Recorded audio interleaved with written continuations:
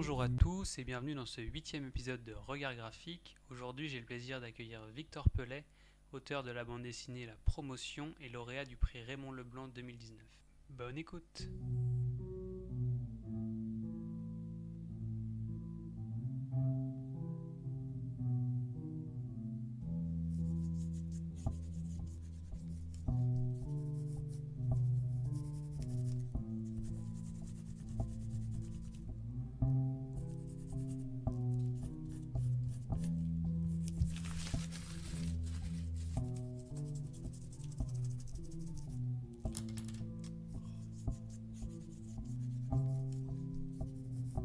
Regard graphique.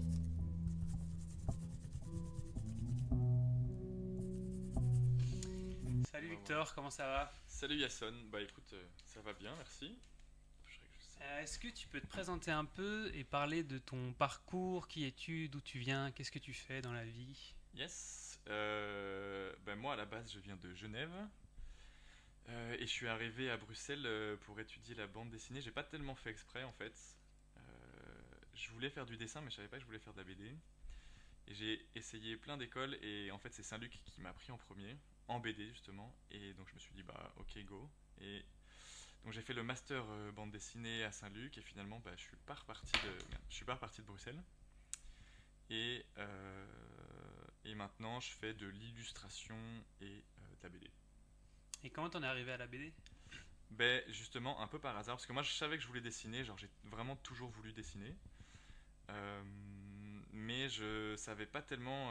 Déjà, je lisais pas beaucoup de BD. Genre, c'était vraiment pas un truc qui m'attirait. Et puis, vu qu'on pouvait dessiner, bah, je me suis dit, ok, c'est un moyen de pouvoir dessiner et de faire ce que j'aime. Et c'est après, pendant mes études, je me suis dit, ah ouais, mais en fait, c'est vraiment trop bien la BD. Et il se fait que, ben, je crois que ça me correspond assez bien. Donc j'ai continué, quoi. Un peu par un heureux hasard.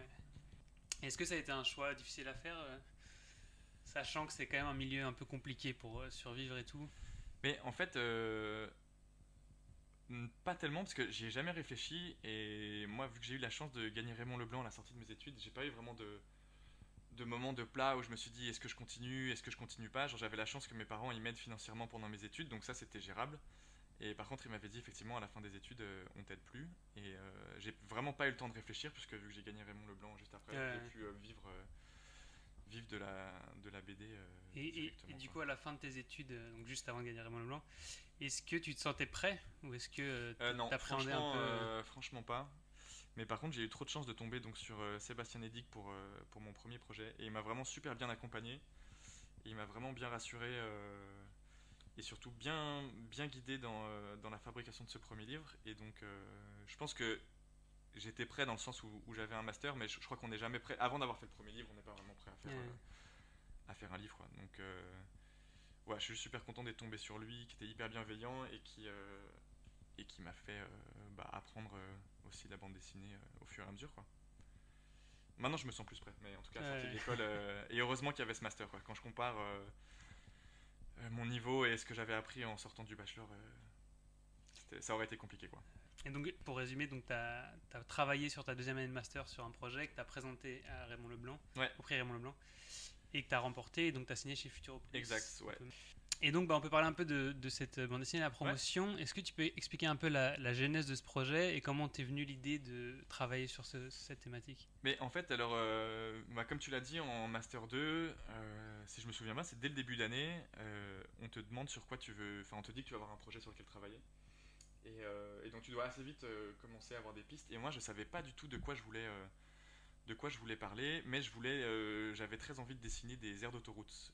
J'aime beaucoup les aires d'autoroute. Et donc on est parti avec les profs plutôt d'une envie graphique que d'une envie de raconter. Et en fait, en me creusant un peu la tête, parce qu'il fallait quand même un sujet dessus, je me suis dit, ah mais en fait le sujet dont j'aimerais bien parler, c'est les enfants placés en foyer d'accueil. Parce que moi, ma famille était, enfin elle est toujours, mais maintenant les deux enfants sont grands, mais on était famille d'accueil pour des enfants en foyer. Et je me suis dit, ah bah c'est une thématique qui est pas hyper abordée, donc je sais pas, ça m'intéresse aussi maintenant en tant qu'adulte de voir un peu ce que j'aurais à en dire et ce que j'ai retenu de tout ça. Et donc là j'avais mon sujet, je me disais, bah ok, je vais parler des enfants en structure d'accueil et je vais mêler ça en dessinant des aires d'autoroute. Donc avec l'aide des profs, on a un peu mixé cette envie graphique et cette envie de sujet. Et donc j'ai été faire un stage à la Cité Joyeuse, qui est un foyer d'accueil pour enfants à Molenbeek. Euh, et c'est là où j'ai un peu construit l'histoire au fur et à mesure aussi, en rencontrant ces enfants, en mélangeant un peu des témoignages. Et puis après, ça reste une fiction, hein, mais j'ai mélangé aussi des trucs de mes souvenirs à moi quand on était avec ces enfants-là de foyer, de ce que j'avais vu et puis de ce qu'il fallait faire coller pour faire tenir le récit, quoi. Et cette BD, donc tu l'as réalisée au crayon gris, sachant que Ouais, tu l'avais d'abord commencé au crayon rouge. ouais. Pourquoi avoir choisi le crayon comme technique? En fait, je trouve que le crayon, c'est un super bon moyen d'arriver à avoir des chouettes lumières, parce que tu peux vraiment faire monter les contrastes tout doucement. Tu peux travailler couche par couche, donc c'est super long, mais par contre, je trouve que ça donne aussi une espèce de douceur à l'atmosphère générale, un truc un peu ouaté comme ça, tu sais, avec un peu de matière. Et donc c'est tout de suite plus chaud, moi je trouve.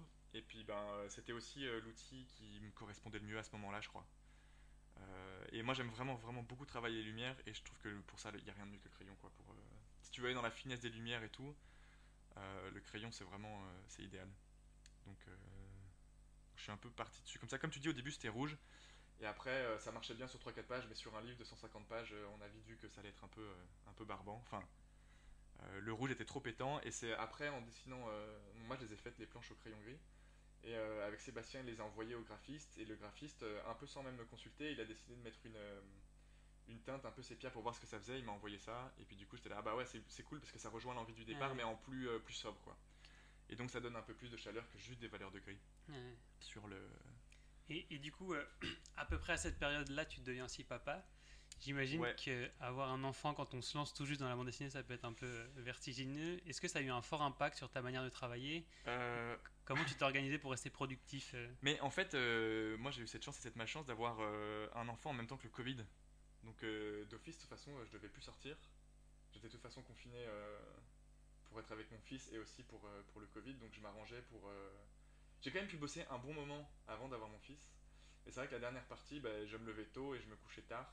Et bon, heureusement, ma compagne, elle a pu quand même beaucoup prendre le relais avec le petit. Mais j'ai beaucoup travaillé à la maison et beaucoup travaillé de nuit et tôt le matin, quoi. Et donc ça me forçait à trouver des horaires qui étaient compatibles avec avoir un enfant. Et du coup, ça t'a pris combien de temps de finir l'album à partir du moment où Ah, t'as eu ah, Raymond Leblanc, quoi? bah attends, je suis sorti de l'école en 2019 et la BD s'est sortie en 2022, mars 2022, donc j'avais fini en décembre 2021, donc à 2 ans peu et près demi. 2 ans, ouais. Et j'ai mis un an à trouver graphiquement ce que je voulais faire, quoi. Ok. Donc au niveau de l'histoire et du storyboard, c'est allé relativement vite, mais après c'est vrai que j'avais un problème de trait en fait. Au début, j'avais pas compris que mon trait était important enfin je sais pas que j'avais pas compris, c'est que j'avais pas assez expérimenté pour voir que il soutenait vraiment le dessin. Et c'est après moult recherches que j'ai fini par comprendre que c'était le trait qui allait porter le dessin. Et donc voilà, au bout d'un an, c'était parti et j'ai enchaîné les planches après petit à petit. Donc ouais, ça a été laborieux, mais c'était finalement une chouette expérience. Et du coup, quand t'as fini cet album, est-ce que t'as enchaîné directement sur des nouveaux projets ou t'as pris un peu le temps de souffler? Non, j'ai enchaîné directement, même avant d'avoir terminé. C'est un scénariste, Raphaël Klepfisch, qui avait trouvé des photos de travaux à moi sur le site de Saint-Luc et qui m'avait contacté pour me parler de son projet. Et en fait, je sais plus, ça devait être peut-être 6-8 mois avant de terminer la BD. Donc j'ai pu enchaîner presque en même temps. Donc quand j'avais terminé la promotion, je suis direct parti sur l'autre histoire, quoi. Ça c'était cool. Et bah, du coup, comme tu viens de l'évoquer, à la sortie enfin, après la sortie de la promotion, tu as commencé de nouveaux projets, mais cette fois-ci avec des scénaristes. Est-ce que tu Ouais. peux un peu expliquer comment tu es tombé sur ces scénaristes ou comment ils sont tombés sur eux? Donc là, tu viens de parler d'un, mais il y en a d'autres. Et aussi, quelle différence ça a été pour toi de travailler en binôme par rapport à la promotion où tu étais tout seul, quoi? Ben, alors je vais commencer par Raphaël parce que c'est celui qui a suivi le plus vite après la promotion. Mais en gros, moi j'avais pas envie de m'arrêter. C'était sûr que je voulais continuer, réenchaîner direct. J'avais trop peur d'avoir une pause et de pas savoir sur quoi commencer. Donc l'idée que quelqu'un écrive à ma place, déjà ça me correspond. Enfin, j'avais envie de ça. Parce que évidemment c'est un gain de temps et tu peux directement te mettre à dessiner. sans devoir monter un scénario ou quoi. Donc ça c'était déjà un critère. Et puis évidemment l'histoire me plaisait. Et bah là c'est Raphaël qui m'a trouvé, donc bah après c'était parti. Et puis en fait je me suis assez vite rendu compte que j'avais quand même envie d'écrire et de parler de choses plus intimes, ou en tout cas plus personnelles. Et donc je me suis mis à écrire un autre projet, mais vraiment là, sans dessiner, juste en écrivant des bribes de trucs dans des carnets. Et je savais que Philippe de Pierrepont, donc, qui avait été mon prof de scénario à Saint-Luc, il aimait bien, et il acceptait d'aider les anciens étudiants à, voilà, il aimait bien regarder les projets, donner des pistes et tout. Et moi j'étais un peu perdu parce que j'avais un sujet, mais je savais pas trop où je voulais aller avec ce truc. Et en fait, je l'ai vu une fois, et en parlant de la thématique, je vois qu'il croche assez bien, et il me dit, bah écoute, tu peux revenir me voir, ça m'intéresse, on va voir, je suis curieux de voir comment ça évolue et tout. Et puis en fait, au bout de la 5 ou 6e fois que je le vois, il me dit, bah est-ce que tu as réfléchi à la place que j'aurais dans le projet Parce qu'évidemment, il avait commencé, enfin, on avait presque écrit ensemble, quoi. Et donc je lui dis, bah non, j'ai pas réfléchi, mais je suis vraiment hyper partant, est-ce que tu bosses avec moi? Et donc on a décidé qu'il serait co-scénariste, mais après c'est vraiment lui qui a pris l'histoire en main. Enfin, si tu veux, moi j'avais le sujet et j'avais des personnages, et lui il a créé un récit autour de ça pour que ça tienne debout, quoi. Donc ça c'était vraiment de manière un peu hasardeuse. Et puis après il y a un autre projet sur lequel je vais commencer à travailler dans pas très longtemps, qui est une série chez Dargo. Et ça c'est avec Thomas Caden et Joseph Safiadine, j'espère que je prononce pas mal son nom.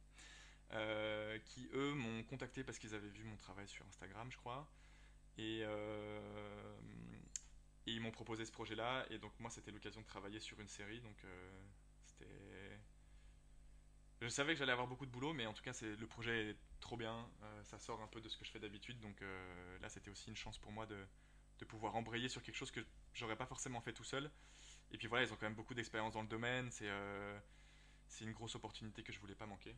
Donc là aussi, en fait, j'ai de la chance d'être tombé sur, ou que les gens soient tombés sur moi, je sais pas très bien, et de pouvoir embrayer sur des projets avec eux, quoi. Et pour revenir du coup sur la bande dessinée sur laquelle tu travailles avec Raphaël Clépiche, Ouais, est-ce que tu peux en parler un peu? Vous avez ouais, déjà un bien sûr. titre et tout? Donc ça s'appelle, a priori, ça s'appellera L'âge de l'homme. Et c'est un récit d'anticipation, mais je sais pas comment on dit, d'anticipation soft, quoi.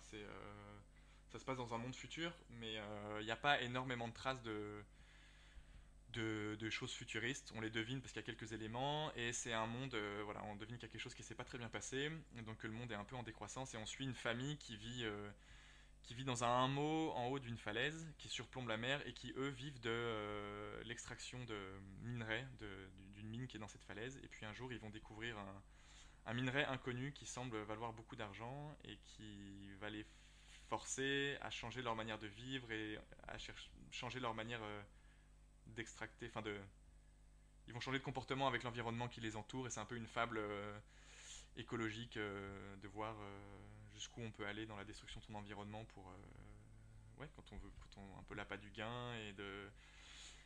Tous les membres de la famille ne sont pas forcément d'accord, et c'est aussi l'histoire de cette famille qui vit isolée et qui doit apprendre à vivre ensemble, et qui ont des différences. Et voilà, c'est quand même un récit d'anticipation, mais ça reste quelque chose assez soft dans. Il y a quand même le côté intime de la famille, des trucs où j'ai un peu plus l'habitude de me retrouver, Ouais. quoi. Et donc sur cette BD, tu bosses plus au crayon. Non. T'avais envie d'explorer d'autres pistes, Bah d'autres déjà choses? c'était trop long, crayon, Ouais. vraiment. Et puis ça correspondait pas là, on avait envie d'aller vers quelque chose de plus classique. Donc je vais vraiment bosser au trait, à l'encre, et puis couleur numérique Ouais. par-dessus. Et puis aussi bah, un gain de temps, et on aimerait quelque chose qui soit relativement grand public, parce qu'on a envie que le livre il se fasse lire, il se vende un peu. Donc c'était aussi une envie de pouvoir parler graphiquement à plus de monde que ce que j'ai fait par exemple avec la Ouais. promotion, quoi. Aller vers quelque chose de plus classique, quoi, plus sans pour autant dénaturer mon dessin. Donc j'ai gardé une certaine épure, et faire ce que je fais, mais de manière un peu plus classique, ouais. Ouais. Et comme on l'a dit, donc tu as été papa au début de ta carrière et tu as vécu un syndrome postpartum. Et si j'en parle, c'est parce que tu travailles actuellement sur une BD qui traite du sujet, donc Mhm. avec Philippe de Pierrepont, Ouais. qu'on a évoqué. Est-ce que tu peux expliquer un peu déjà qu'est-ce que c'est le syndrome postpartum? Bah, alors en l'occurrence, ça concerne donc ma compagne, qui a fait une dépression postpartum. Et Donc moi je l'ai vécu, enfin c'est pas moi qui l'ai vécu directement, mais je l'ai vécu indirectement parce que j'étais là et qu'il fallait aussi, je l'ai subi un peu malgré moi, tu vois, tout en essayant d'aider ma compagne, en m'occupant de mon fils, et puis en fait en me rendant compte que ça m'affectait aussi beaucoup plus que ce que je pensais. Et donc moi j'avais envie de parler de ça parce que c'était quelque chose qui était assez intense et hyper nouveau pour moi. Et donc j'arrive avec Philippe, enfin en allant voir Philippe avec cette thématique, et on se rend compte qu'en fait lui a vécu la même chose quand il a été papa de son fils.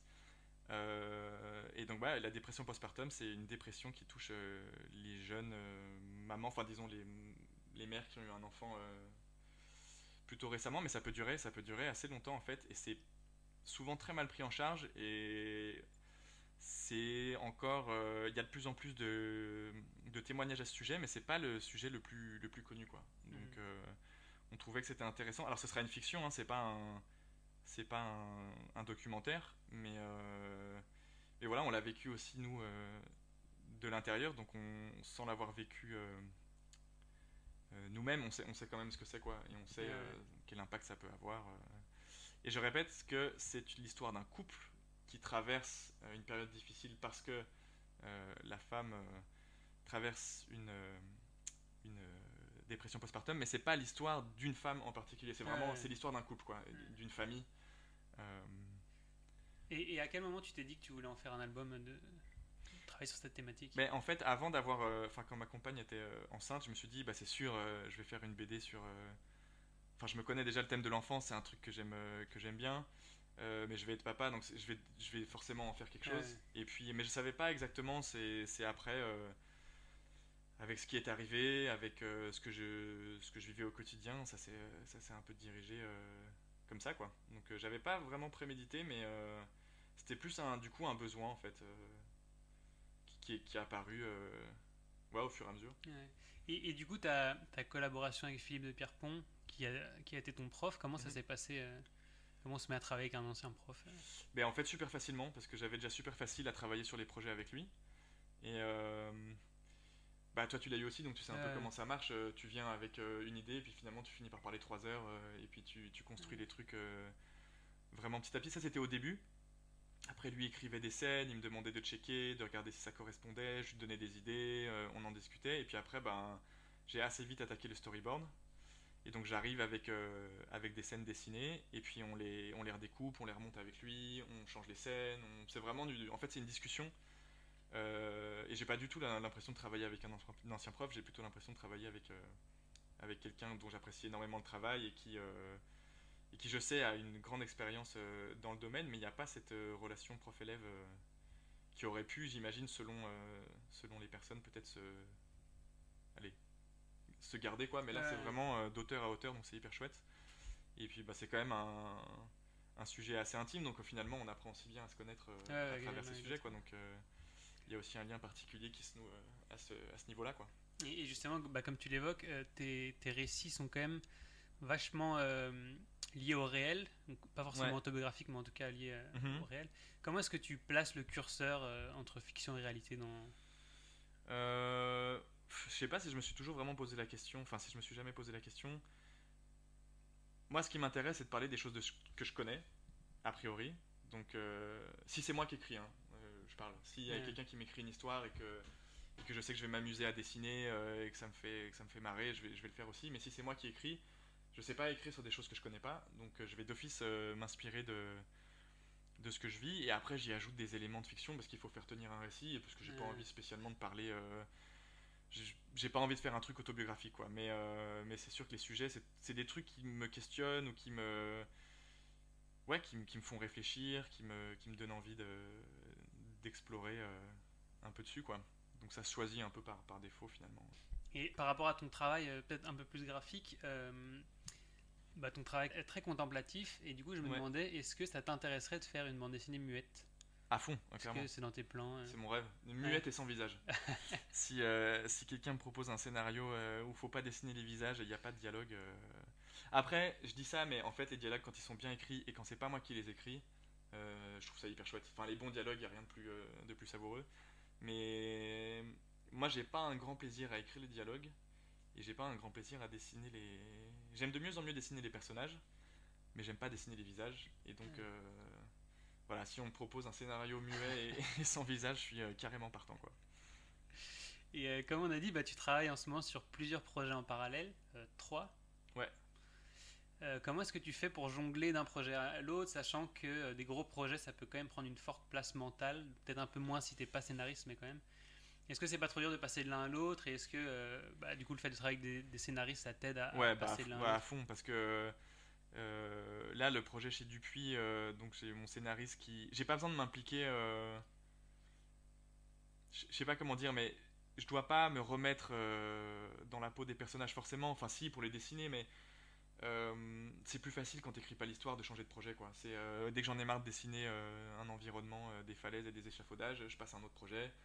Je vais dessiner des gens qui marchent dans la rue. Il y a aussi un plaisir graphique à changer de l'un à l'autre. Par contre, c'est vrai que généralement, je fais pas une matinée un projet, une matinée l'autre, quoi. Je travaille sur des temps longs.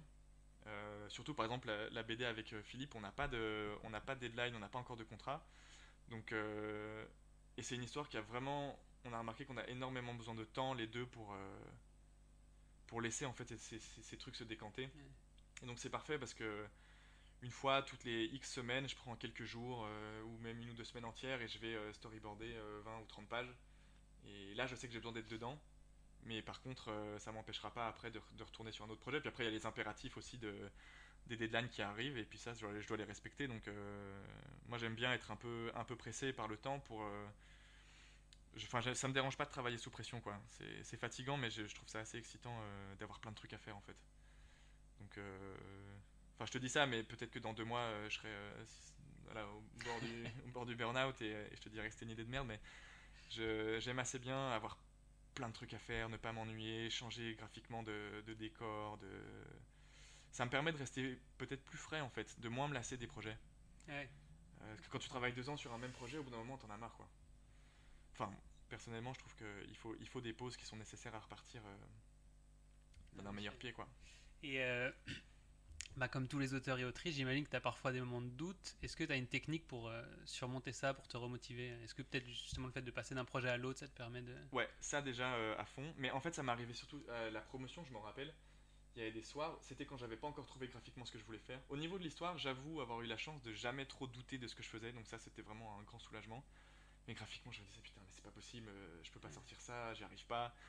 J'en étais presque à pleurer, à dire putain, mais je vais appeler Sébastien, je vais lui dire que j'annule et c'est bon, je rembourse l'argent, et c'est pas grave, mais je veux plus faire ce truc quoi. Et en fait, bah, heureusement, j'ai de la chance d'avoir ma compagne qui pouvait me donner un avis extérieur pour, euh, pour me montrer qu'en fait c'était pas si nul. Et des fois, il faut juste déconnecter un peu quoi. Et en fait, tu reviens et tu te dis, ah, c'est pas si pourri quoi. Ça. Après, si t'as des gros doutes, moi je fais lire, je fais relire. Je demande beaucoup l'avis des gens. Avant, je l'écoutais un peu trop. Maintenant, ça va. Je l'utilise avec parcimonie. Mais je sais que c'est important pour moi d'avoir un retour pour être sûr que je vais à peu près dans la bonne direction. Si t'as 5 personnes qui disent oui, c'est bien, j'ai compris, mais il faudrait peut-être changer ça ou quoi, tu sais que tu vas dans le bon sens quoi. Si par contre t'as 5 personnes qui disent non, c'est pas dingue, alors que toi t'es persuadé, là j'aurais plus tendance à chercher autre chose, à changer. Mais donc pour moi, ne pas travailler tout seul, c'est la base aussi. Puis de toute façon, après, les scénaristes, ils sont aussi là pour ça. Hein. Ils te donnent. Voilà, quand je travaille, j'ai fait des planches d'essai avec Thomas Caden et Joseph. Bon, Joseph, il dessine pas, mais Thomas, il a aussi dessiné. Donc lui, il m'aide hyper fort dans mon dessin. Il m'a fait comprendre plein de choses. Au début, il était presque un peu désolé même de me faire autant de remarques. Je lui disais, mais non, vas-y, parce que moi, c'est comme ça que je vais apprendre. Et en fait, ça me permet de passer outre les doutes parce que j'ai quelqu'un derrière aussi qui me fait travailler, qui me fait changer ma manière de dessiner. Et puis moi, je peux intervenir dans leur scénario. Enfin, c'est vraiment un travail d'échange qui fait que bah, les doutes prennent vraiment beaucoup moins de place. Quoi. Et depuis peu, je sais pas combien de temps, tu es représenté par la galerie Opifex. Est-ce que tu peux Ouais. raconter un peu comment ils t'ont contacté et comment fonctionne votre collaboration? Ça, encore une fois, c'était aussi un hasard. En fait, j'ai fait les ateliers. On a fait porte ouverte à mon ancien atelier qui était vers le Wills là. Et il y a une femme qui passe et qui me dit ah ouais, j'adore ton boulot, mais t'imprimes ça où? Parce que j'avais imprimé des élus. Et puis je lui dis bah j'imprime ça chez je sais plus Espace Plan ou un truc. Il me dit non mais ça va pas. Va voir Jérôme, tu lui dis que c'est moi qui t'envoie. En plus, il cherche des nouveaux artistes, ça correspondrait bien, vas-y. Évidemment, moi je suis pas allé. Et puis un jour, je reçois quand même, genre 1 ou 2 mois après, un message de Jérôme qui me dit, écoute, Julie m'a parlé de ton travail, j'aimerais bien qu'on travaille ensemble, est-ce que tu peux passer s'il te plaît? Et donc bah, là, je suis passé. Et, euh, et puis on a choisi des illustrations que j'avais déjà faites, seulement bah, l'impression, c'est une impression beaucoup plus qualitative. Donc ça met aussi en valeur mes illustrations, ça me permet d'avoir vraiment des beaux objets, quoi, des tirages d'art. Et donc la collaboration, c'est un peu moi qui lui propose, quand j'ai des images à faire, je lui propose des images et puis on décide si on les imprime, à combien d'exemplaires. Et puis après, lui les met dans sa galerie, donc moi j'ai plus à m'en occuper. Et puis il prend un pourcentage sur les ventes et moi ça me permet de faire connaître un peu mon travail, de vendre un petit peu. Et, euh, et grâce à lui aussi, j'ai pu contacter la Slow Gallery à Paris, parce qu'il m'a dit ah mais je me suis inspiré d'eux, tu devrais aller les voir. Et donc Jérôme sur ce coup-là a été un peu mon manager concernant l'illustration, parce que maintenant je suis aussi représenté à Paris par la Slow. Et donc Jérôme, là, c'est aussi lui des fois qui fait les impressions pour qu'on les envoie là-bas, parce que je sais qu'avec lui, bah, je peux aller sur place, je peux checker, on va décider du papier. Et donc, ouais, une collaboration qui s'est fait aussi un peu au jour le jour et un peu au hasard, mais qui fonctionne assez bien, j'ai l'impression. Et est-ce que tu travailles aussi avec des revues ou bien est-ce que tu fais aussi des affiches, genre de festivals et tout Je fais pas beaucoup, mais ça m'arrive de faire. Par exemple, là, j'ai fait la couverture du journal du Parti écolo. J'ai fait une illustration pour le CHU de Liège, je crois. Enfin voilà, de temps en temps, j'ai des petites commandes qui arrivent. Ça, j'aime bien parce que c'est des courtes missions et puis, bah, mine de rien, ça paye un peu quand même. Et surtout, ça permet de s'amuser sur des petits projets un peu plus courts. Après, j'ai pas encore eu de trucs pour des affiches de festival ou des. Mais j'aime assez bien encore travailler sur des temps plus courts que la bande dessinée. Ça me permet de m'amuser un peu, de me vider la tête et de travailler sur autre chose avec un résultat immédiat. Ça, c'est hyper Ouais. agréable. D'avoir un retour immédiat, de. Ouais, de travailler sur un temps plus court en fait. Et aujourd'hui, est-ce que tu vis de la bande dessinée? Et si oui, depuis combien de temps tu dirais Bah, j'en vis pas vraiment. Heureusement qu'il y a l'illustration à côté quand même. euh, pour me permettre de. Parce que c'est- bah, la BD, c'est des longs projets qui sont payés relativement plus ou moins pas très bien. Enfin, entre moyen et pas bien. Et donc non. Et puis là, bah, normalement, je vais avoir le statut. Donc ça va me permettre d'en vivre, mais via le statut Ouais, d'artiste. Après, si j'avais pas l'illustration et pas le statut, je pourrais clairement pas en vivre, quoi. ouais. C'est pas. En tout cas, à mon stade, c'est pas encore envisageable, quoi. Bah super, on avance, on approche de la fin. Est-ce que tu as des influences ou des auteurs références qui t'inspirent, que tu as envie de partager? Ouais, bah après, je pense que ça se voit dans mon premier livre, mais ayant fait Saint-Luc, moi je t'ai dit, j'ai arrivé à Saint-Luc, j'avais pas fait de bande dessinée, je dessinais un peu, mais pas énormément. Et bah évidemment, je me retrouve avec comme professeur Eric Lambé, et je me dis, mais en fait, c'est trop beau ce qu'il fait, j'adore, il y avait un truc graphique qui m'a hyper fort marqué. Et je le dis de manière non péjorative, mais la simplicité qui en fait n'est pas si simple, mais l'épure dans son travail m'a vraiment hyper fort marqué. Et, et j'ai adoré apprendre la bande dessinée avec lui. Et je pense que graphiquement, maintenant je m'en éloigne de plus en plus, mais ça a été vraiment une très forte influence pour moi. Et ça l'est encore, hein, mais Je crois que c'est Antoine de Saint-Exupéry qui disait un dessin est réussi quand on peut plus rien retirer. ouais. Bah alors là, je serais assez d'accord avec. Même si maintenant j'ai tendance à revenir un peu vers des trucs un peu plus détaillés, mais après j'ai des influences aussi marquées que celle d'Éric Lambé, j'ai pas forcément. Mais j'aime bien prendre des trucs à droite, à gauche, tu vois, que ce soit une manière de poser son trait, ou une manière de synthétiser les visages, ou une manière de dessiner un peu. Puis évidemment, je suis super nul en noms, donc j'oublie toujours les noms. Je sais qu'on peut plus. Enfin, maintenant, je sais plus lequel des deux a fait des trucs vraiment horribles et on peut plus trop les citer, mais Rupert et Mulot Ouais. aussi, ça me parle bien. Dans leur manière de. Ouais, dans cette épure. J'aime beaucoup aussi le travail de Dominique Goblet, par exemple, quand je travaille au crayon, bah il y a aussi, je l'ai eu comme prof aussi, qui m'a moins marqué que Eric, mais voilà, j'ai toujours en tête son travail de lumière, son travail de fusain quand je dessine aussi. Après, ça peut être des auteurs aussi où je vais prendre dans un livre ponctuel un truc que j'aime bien, et Frédéric Peters aussi, que je trouve Ouais. hyper chouette. Mais je suis capable de changer très vite de goût et très vite d'aller prendre vraiment tout ce que je trouve qui peut être utile, je le prends. Après, j'essaie de faire un mix. Et puis, il y a toujours de toute façon ma manière de dessiner qui ressort. Mais si j'ai des BD sous les yeux, je te dis, ah oui, ça m'inspire bien. Ouais. Ça. Là, je t'ai cité un peu les. Bah justement, s'il y avait une œuvre déjà existante dont tu aurais aimé être l'auteur, laquelle est-ce que ça serait? Ben, ça aurait été La pluie de Éric Lambé et Philippe de Pierrepont, je crois. C'est bien, tu bosses avec l'un des deux maintenant. Ouais. Mais justement, ça a été aussi un peu ma crainte de me dire, bah déjà, je suis fort influencé par Éric. Si je commence à travailler avec Philippe, j'ai pas envie. De toute façon, j'ai pas la prétention de vouloir faire du Éric et j'en ai pas envie. Euh, mais vu que mon dessin était quand même assez fort corrélé à ce qu'il fait lui, ça a été aussi avec Philippe un peu un petit challenge de m'en défaire Ouais. petit à petit quoi. Mais je crois que j'y arrive et puis bah moi j'ai pas encore trouvé ma manière exacte de dessiner. Je sais pas s'il y en a une de manière exacte, mais là j'ai un trait qui commence à sortir, j'ai des automatismes qui commencent à arriver, mais je suis encore loin d'avoir trouvé ma manière exacte de dessiner. Puis je pense que j'ai pas envie d'avoir une seule manière de dessiner quoi. Et bah, puisqu'on parle un peu technique et tout, est-ce que tu aurais un conseil à donner qui peut être un conseil qu'on t'a donné, qui soit en lien ou bien avec la BD ou la créativité, la productivité, tout ce que tu veux? Euh, Bah ça après je sais pas si on me l'a donné mais je l'ai beaucoup entendu, on m'a dit bah pour progresser il faut faire. Donc tu fais et tu tant pis si tu rates, tu fais et puis il y a un moment donné où ça ira. Et il y a aussi une phrase de Nicolas Mathieu, donc qui est un écrivain, qui disait au début moi mes livres ne marchaient pas parce que je voulais c'était quoi la phrase? C'était il faut pas faire les livres qu'on voudrait faire, il faut faire les livres qu'on peut faire. Tu vas faire avec ce que tu as en fait. Ouais. Parce que sinon tu vas te torturer dans une démarche qui est pas la tienne. Et ça veut pas dire qu'il faut pas se mettre des ambitions particulières ou que tu peux pas arriver avec des envies, mais j'ai l'impression que tu peux pas te travestir dans ton dessin ou dans ta manière de raconter pour faire comme ou pour imiter machin. Tu peux t'en inspirer, mais tu dois quand même garder ce que toi tu es capable de faire. Et déjà, je pense que tu auras beaucoup plus de plaisir. Et puis, il y a moyen que graphiquement ça marche quand même vachement mieux quoi. Ouais, clairement. Très bon conseil. Est-ce que tu aurais une œuvre que tu as envie de promouvoir, de partager? Ça peut être ta dernière lecture Ma dernière lecture, qu'est-ce que j'ai lu récemment? Euh, je suis pas un immense lecteur de bande dessinée. Euh, Si, j'ai lu une très chouette BD. Je sais pas, je pense qu'elle est connue. Qui s'appelle Quelqu'un à qui parler, mais je sais plus qui est l'auteur parce que je suis vraiment nul avec les noms. Mais c'est l'histoire d'un type qui en fait par un gars un peu paumé qui arrive à appeler son, il appelle à l'adresse où il habitait quand il était petit et il tombe sur son moi du passé.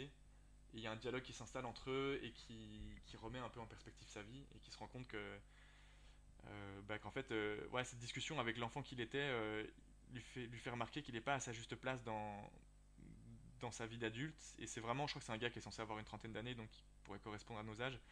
Je trouvais ça hyper bien fait, hyper touchant aussi. Et j'aurais pas été forcément vers cette œuvre au niveau du dessin, mais on me l'a conseillé et en fait j'ai adoré l'histoire, donc je la conseille aussi d'aller regarder. Ouais, ça s'appelle Quelqu'un qui parlait, mais incapable de retrouver l'auteur.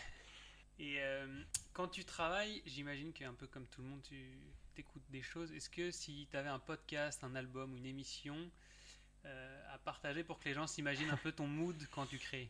Euh, alors au niveau musique, j'écoute énormément de musique un peu nostalgique, genre Lana Del Rey par exemple, Ouais. il fait partie de mes grands favoris de playlist. Après, je suis vraiment très éclectique dans mes goûts, mais ouais, il va falloir, je vais d'office aller plus vers les trucs un peu nostalgiques comme ça. Sinon, au niveau des podcasts, Affaires sensibles qui tient compagnie depuis de nombreuses années. Et un podcast très chouette, c'est des histoires de vie aussi qui donnent plein d'idées d'ailleurs pour des futurs scénarios qui s'appelle Transfert. Je sais pas si tu connais. Ah ouais, je vois.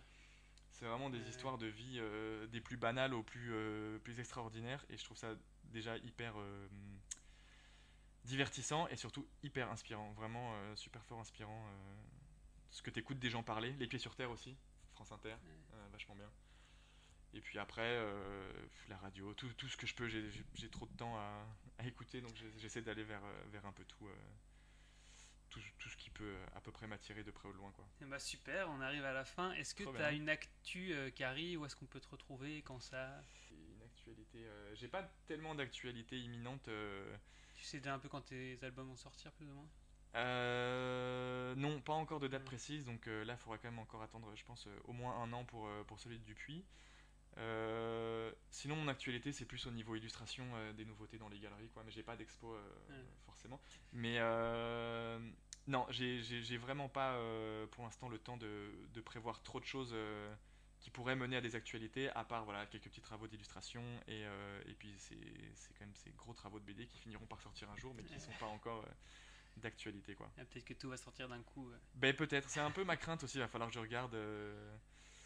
Va falloir que je regarde aussi à ce niveau-là, mais non, je mets des priorités, des ordres de priorité dans mes projets, donc ça ne devrait pas arriver. Et, et puis, de toute façon, mon Instagram relaiera quelques informations pour les gens que ça intéresse au moment venu. Super. Bah écoute, merci beaucoup. Tu peux, Bah, merci quand à t'as toi. fini, tu peux signer ton dessin. Et puis, Ouais, hop. puis merci.